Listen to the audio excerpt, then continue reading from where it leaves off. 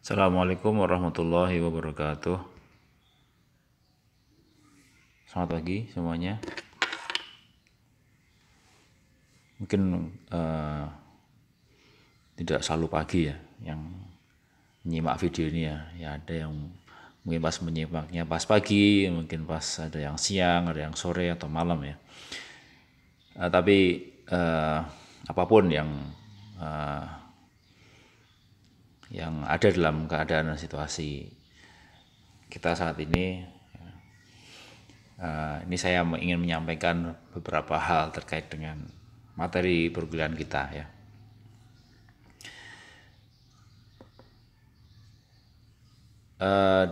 Dalam video ini merupakan pengantar sebetulnya, pengantar mata kuliah etika profesi hukum. Jadi ini hal yang umum, yang sifatnya umum. Ya, setidaknya nanti bisa memberikan gambaran atau pemahaman kepada Anda ya mengenai mata kuliah ini seperti apa gitu ya. Apa yang akan dipelajari gitu maksudnya. Jadi mata kuliah etika profesi hukum ini adalah mata kuliah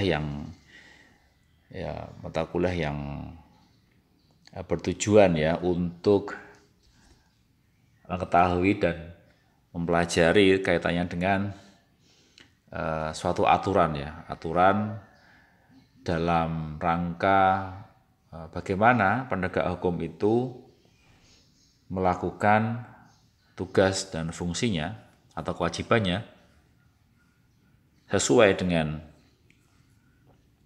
peraturan perundang-undangan, tetapi juga tidak atau tetap memperhatikan aturan-aturan atau koridor ya, batasan-batasan ketika para penegak hukum itu melakukan kewajibannya. Memang mata kuliah ini mata kuliah yang disampaikan kepada mahasiswa akhir ya, menjelang akhir atau akhir lah gitu ya. Karena untuk bisa mengambil mata kuliah ini dipersyaratkan harus lulus mata kuliah hukum acara. Ya. Kemudian juga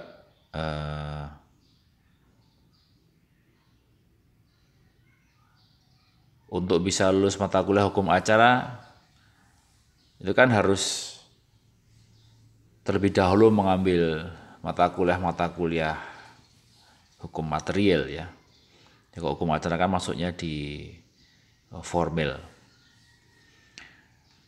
Jadi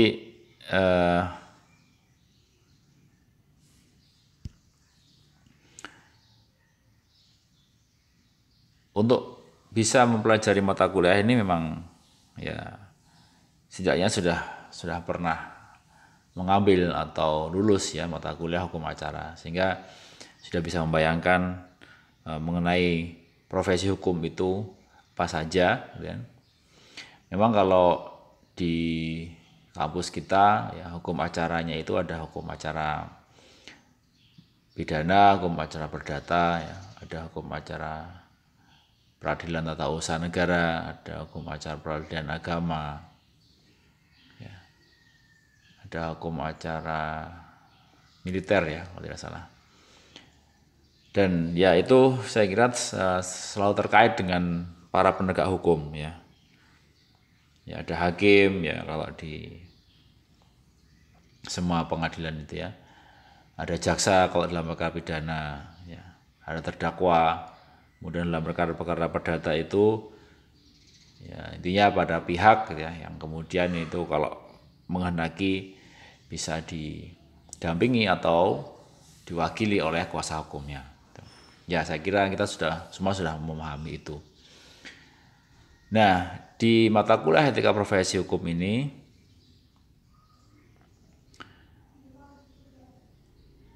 sebetulnya mata kuliah ini ada yang pernah mengatakan ini mata kuliah yang ya yang mudah gitu ya. Ya memang kalau kita mau menyelami mata kuliah ini sebetulnya mata kuliah ini tidak diperlukan pemikiran yang yang mendalam ya. Artinya cenderung lebih santai gitu ya, lebih santai. Karena nanti yang kita pelajari memang pada intinya pokoknya itu adalah aturan-aturan ya, aturan-aturan yang itu bersumber dari berbagai macam kebijakan ya. Ya. Dan itu mengatur hal-hal yang berkaitan dengan para penegak hukum itu ketika dia menjalankan profesinya. Jadi di situ apa yang dilarang gitu ya, apa yang dibolehkan, sampai kemudian adanya ancaman-ancaman, ya, punishment yang itu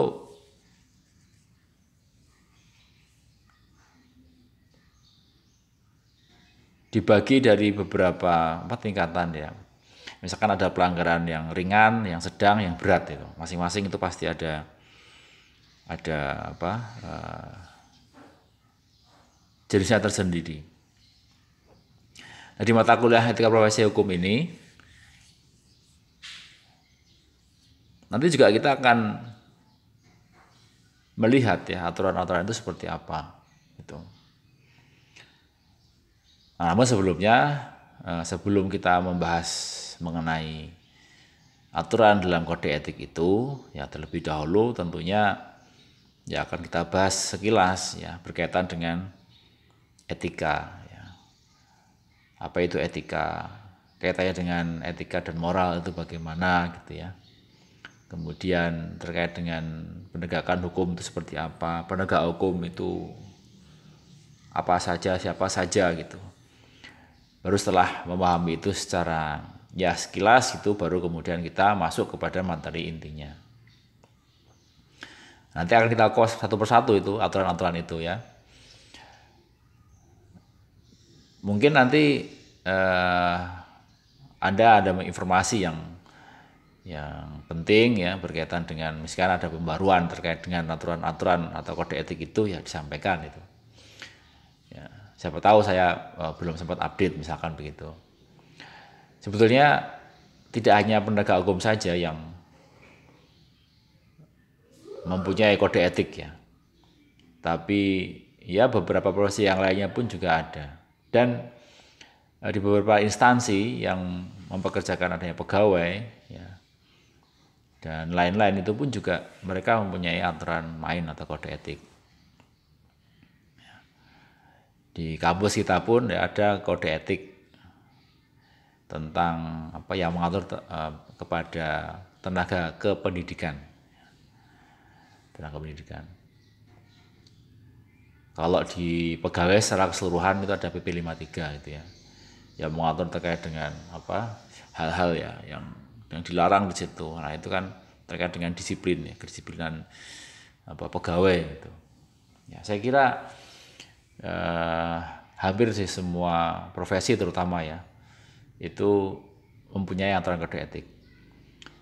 Nanti pun juga harus dibedakan nih, apa itu profesi, apa itu pekerjaan biasa gitu ya. Sehingga profesi itu orang ini disebut dengan profesional gitu. Ya, siapakah profesional itu dan lain-lain, nah itu juga merupakan bagian dari kajian kita. Ya. Dan ya nanti juga dibedakan juga apa itu pekerjaan gitu. Pekerjaan, profesi dan lain-lain. Ya, itulah yang kemudian sasarannya. Jadi nanti muaranya itu untuk bisa menjalani sebuah profesi ya harus melalui apa saja gitu. Karena profesi ini bukan pekerjaan biasa. Profesi itu adalah pekerjaan khusus yang dibutuhkan keahlian khusus. Keahlian khusus itu didapatkan dari pendidikan khusus juga ya. Pendidikan yang spesial. Baik itu formal maupun non formal. Gitu. Ya, sehingga disebut profesi, gitu ya. Profesi. Beda dengan misalkan ya karyawan biasa gitu ya. Kemudian ya intinya nanti ada kekhususan ya. Profesi itu harus menempuh pendidikan tinggi gitu ya. Karena juga ada profesi-profesi yang lainnya yang sering disebut orang dalam masyarakat itu, tapi profesi itu tidak melalui pendidikan formal. Gitu. Ya, jadi nanti kita memahami sampai di sana. Nah nanti ya di awal ya kita akan belajar mengenai etika dan hukum dulu. Ya. Pertama mengenai objek pembahasan etika. Ya, etika itu apa gitu ya? Ya, etik. Ya. Ada etika. Ya.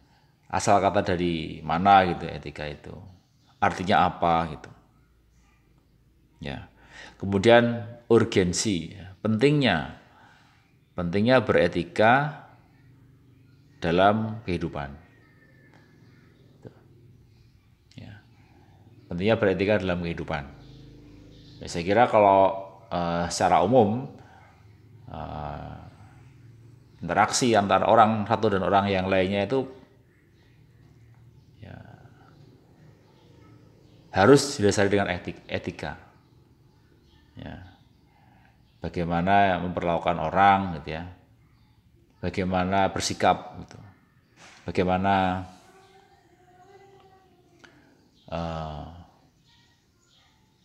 bergaul ya dan lain-lain. Ya. Nah kemudian ya titik temu antara etika dan hukum itu bagaimana? Ya, apa itu etika dan hukum dan dikaitkan?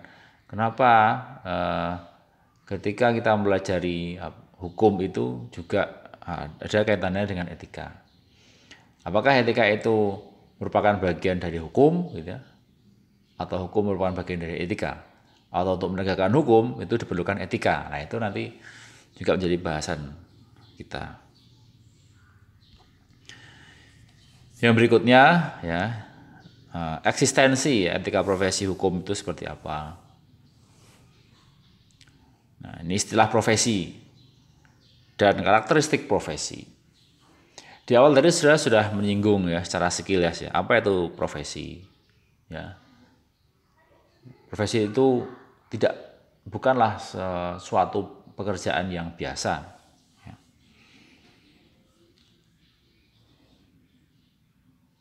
Ya profesi memang bisa berbagai macam ya.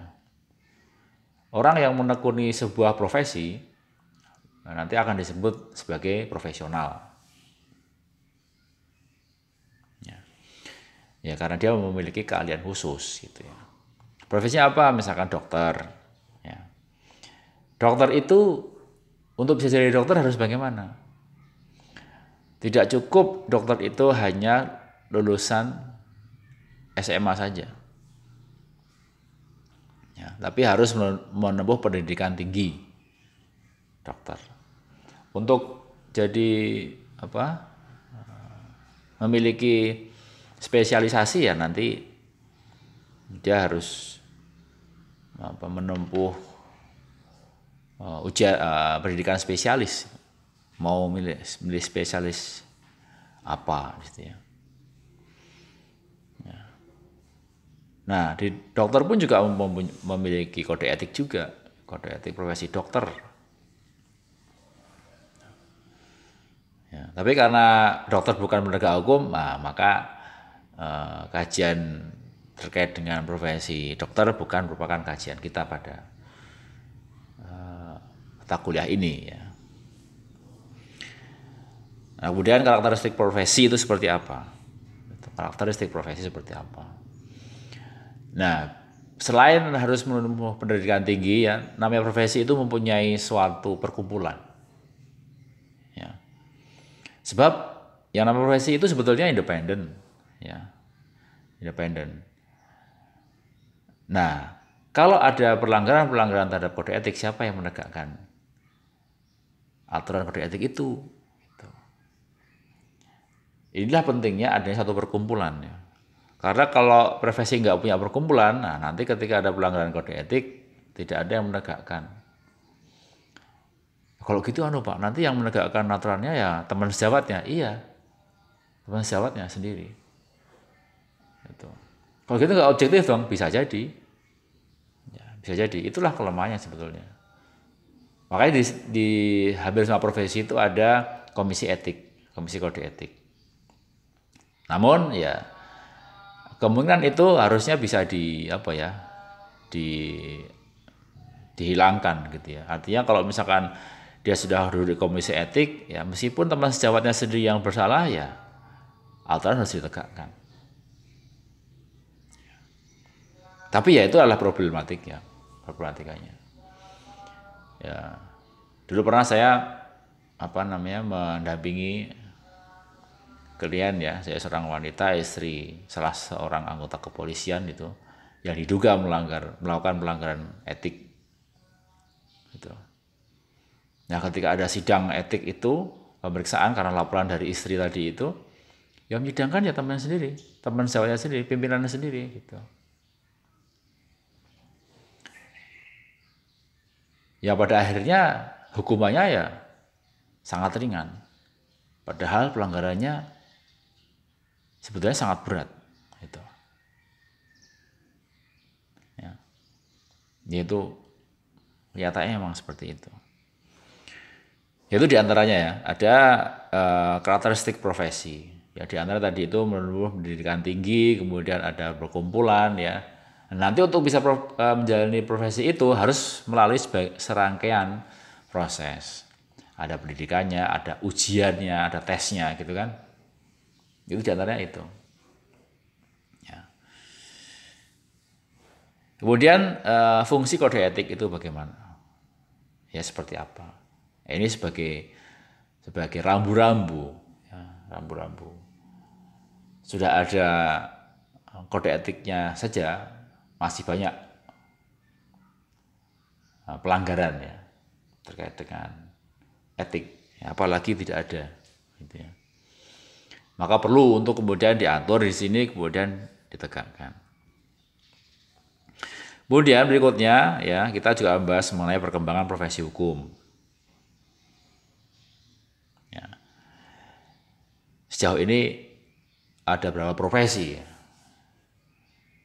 yang kita ketahui, gitu ya. Profesi hukum. Ya. Kemudian penyelenggara profesi hukum. Ya, penyelenggara profesi hukum. Lalu apa hubungan profesi hukum dan manajemen hukum di situ? Ya. Dan profesi hukum dan unsur-unsur penegakan hukum di situ.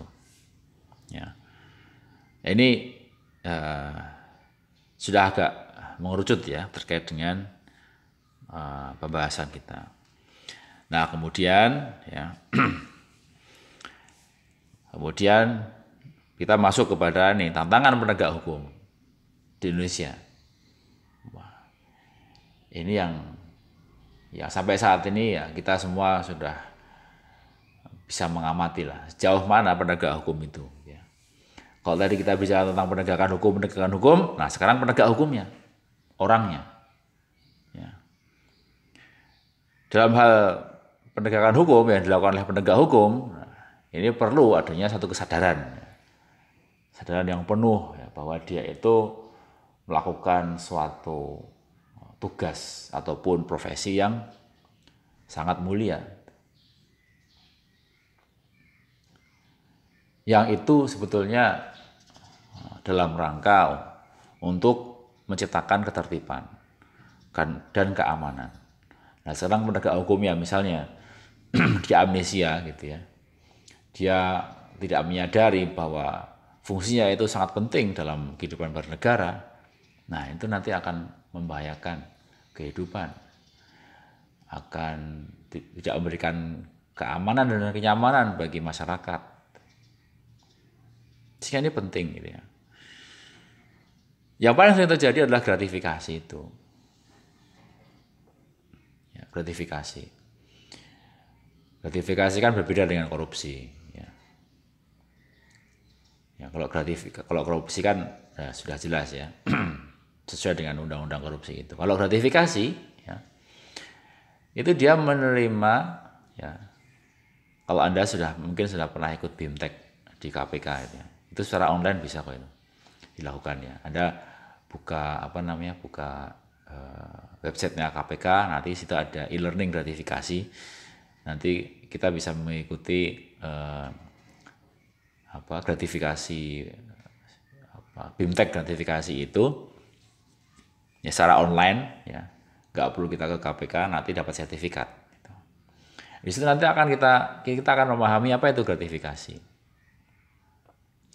Intinya gratifikasi itu adalah hadiah ya, pemberian hadiah. Hadiah.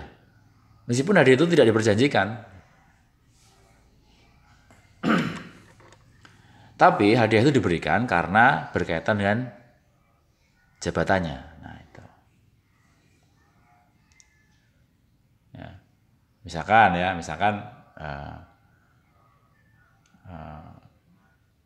ada atau kita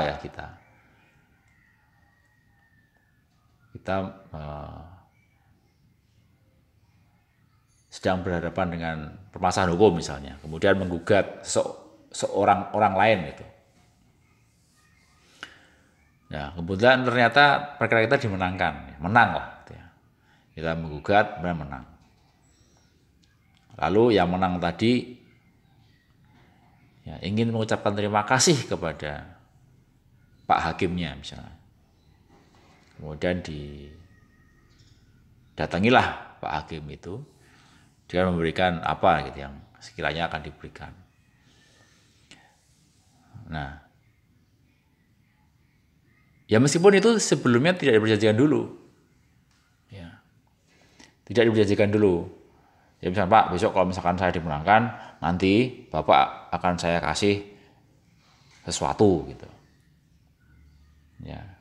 Ini memang tidak diperjanjikan, tidak ada janjiannya gitu.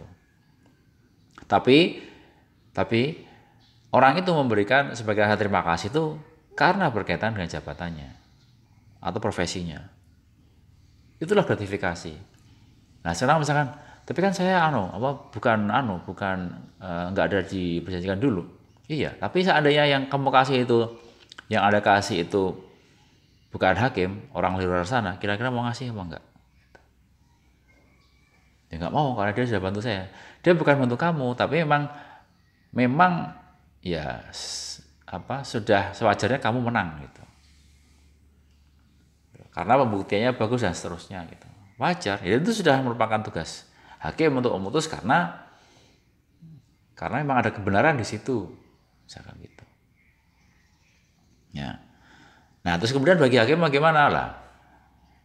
Nah, saya kan nggak pernah minta, tapi dikasih kok gitu ya. Kalau dikasih bagaimana? Ya saya terima aja, gitu. Nah, sebetulnya gratifikasi itu ada pilihan, ada dua, ditolak atau diterima gitu. Kalau ditolak, selesai urusannya. Udah, saya tidak mau, udah bawa lagi gitu. Saya tidak menerima. Maaf, saya nggak bisa menerima. Gitu. Tapi kalau dia menerima dengan alasan, aduh saya nggak enak ya. Tadi dia maksa sekali. Kalau misalkan saya nggak menerima, nanti dia malah marah sama saya gitu. Saya terima aja. Gitu boleh nggak? Boleh. Diterima boleh. Tapi setelah menerima itu, ya, hakim itu harus lapor. Ya, harus lapor. Harus lapor kepada, kalau di satu instansi ada UPG, yaitu unit pengendali gratifikasi, nah itu boleh di situ lapornya. Tapi kalau misalkan di instansinya tidak ada UPG, maka lapornya bisa langsung ke KPK. Gitu ya. Ya, nanti kemudian diproses di sana itu. Oh, ini sebenarnya termasuk gratifikasi atau bukan dan seterusnya bla bla bla gitu. Itu akan diproses. Nanti kalau cerita panjang itu. Ya, tapi intinya gratifikasi berbeda dengan korupsi. Contoh yang paling gampang ya. Misalkan dalam mahasiswa itu yang sering melakukan itu. Dulu ketika kuliahnya masih offline ya. Munakosahnya itu juga offline. Dan banyak mahasiswa itu ketika munakosah ya, sebelumnya itu menyiapkan banyak makanan tuh. banyak makanan, minuman, ya, nasi, ya, roti. Ya nanti itu akan diberikan kepada dosen penguji. Saya dulu senang saya. Wah ini kalau munakosah begini 1 orang 2 orang ini nanti bawa pulang makanan banyak ini gitu. Sampai kulkas saya itu penuh. Sampai tak bagi-bagikan kepada tetangga-tetangga gitu dan pegawai-pegawai gitu karena saking banyaknya. Gitu. Tetapi itu sebetulnya nggak diperbolehkan. Itu masuk dalam lingkup gratifikasi sebetulnya. Ya alasan mahasiswa itu misalnya untuk apa ya syukuran ya ucapan terima kasih kepada dosennya dan lain-lain. Itu sebenarnya tidak dibenarkan gitu.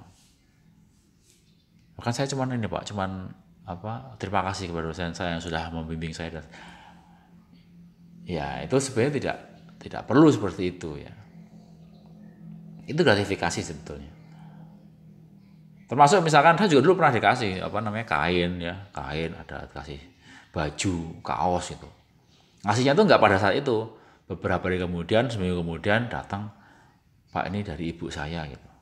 Waduh, itu ya saya senang kasih batik dikasih, baju dikasih, kaos sudah ada mahasiswa yang kerja di sebuah apa namanya store gitu ya dikasih kaos.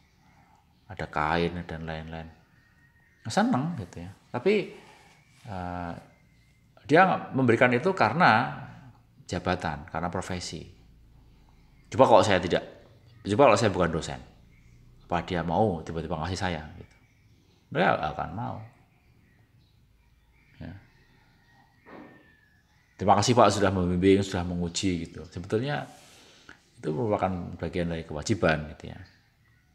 Ya tapi ya kadang orang macam-macam begitu ya. Tapi kalau misalkan seandainya ada dosen yang menerima begitu ya nanti dia harus lapor kepada unit pengendali gratifikasi.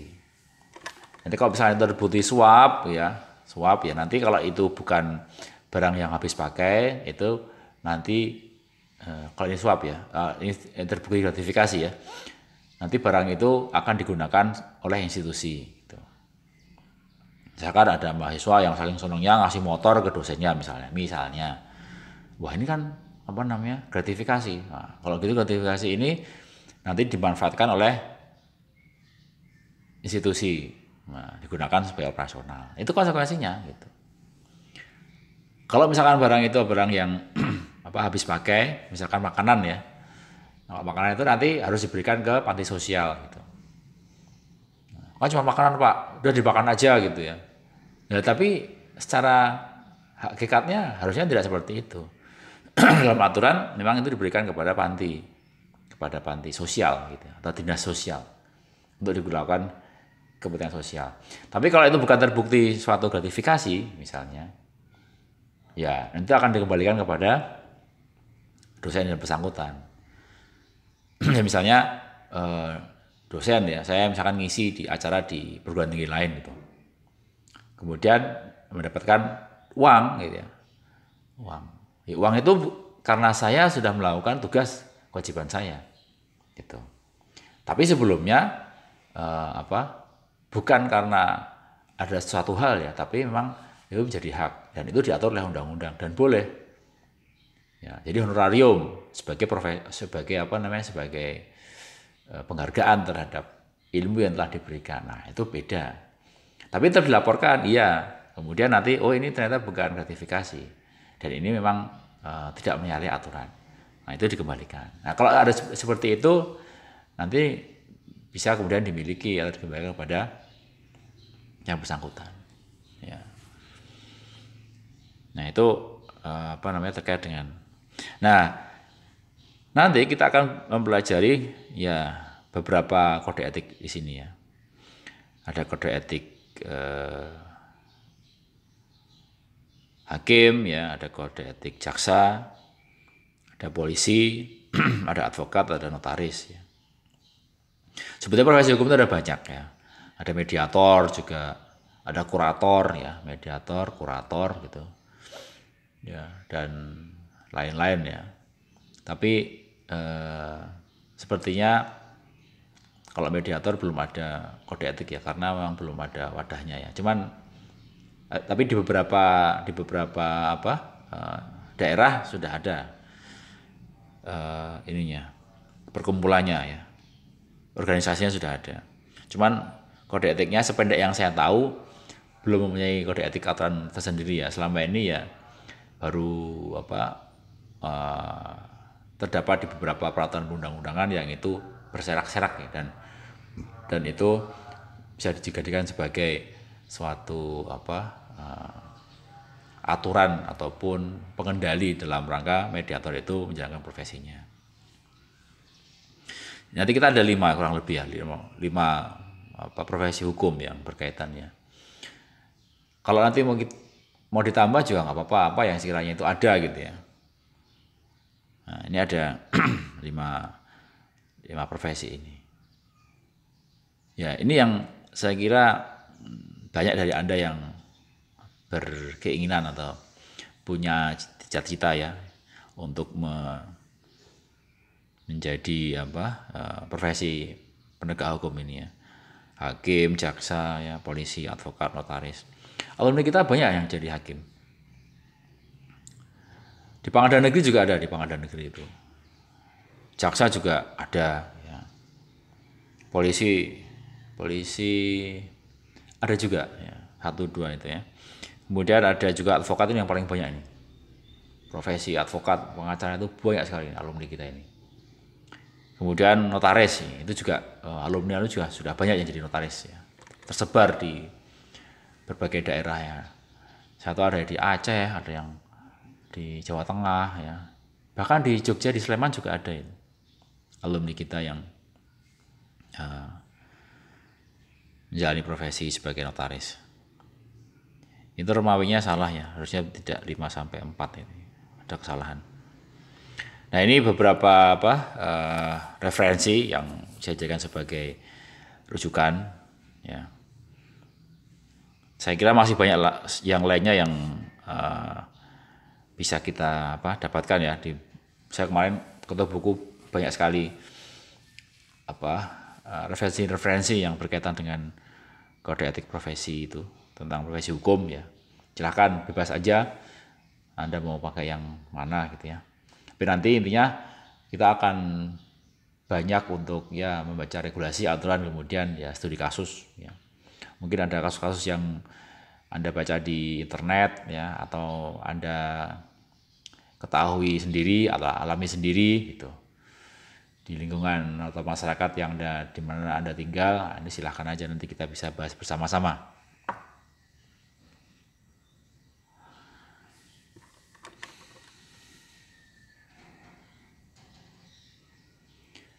Ya, sebagai pengantar saya kira cukup yang saya sampaikan pada kesempatan kali ini ya. Untuk selanjutnya nanti kita akan atur lagi pertemuannya ya.